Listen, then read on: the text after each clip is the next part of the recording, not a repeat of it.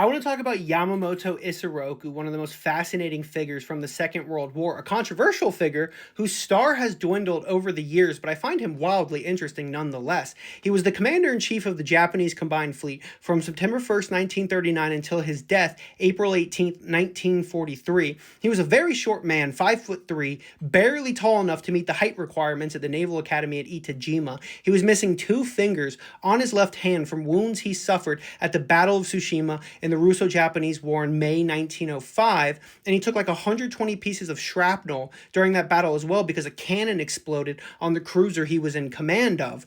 He was a controversial figure at the time within Japan because he had spent time in America, 2 tours as a naval attaché. He had studied at Harvard. He had traveled all over the United States. He was very pro naval aviation as the future of naval battles, and he was against war with the United States for a very long time. He was against the Tripartite Pact. He was a very moderate when it came to foreign policy. He was a member of the Treaty faction at a time when there were these 2 factions within the Navy, the Treaty faction and the Fleet faction, and the Fleet faction was against the treaties, the naval disarmament treaties of the pre-World War II era. And so they were like killing people and removing them from the Navy, people that were within the Treaty faction. So it's kind of surprising that he survived and he ascended to the rank he did. He was sent off to be commander-in-chief of the Combined Fleet. Some people think because there was the only way to keep him alive was to keep him out at sea.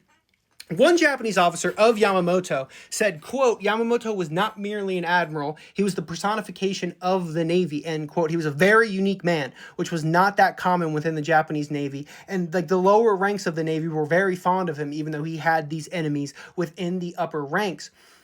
On the topic of him being against war with the United States, he has a lot of quotes, but the one I like the most is that, quote, anyone who has seen the auto factories in Detroit and the oil fields in Texas knows Japan lacks the national power for a naval race with America. A war between Japan and the United States would be a major calamity, end quote.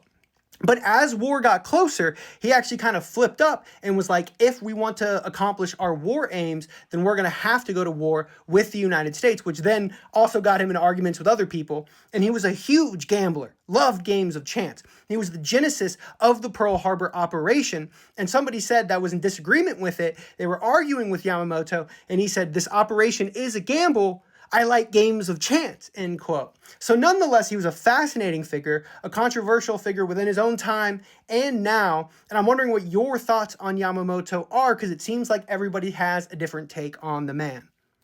Also, if you liked this, my next podcast episode coming out next Wednesday, we'll be talking about Yamamoto Isoroku at a greater length than this. Check it out, Pacific War Guide Pod, episode 1 out now.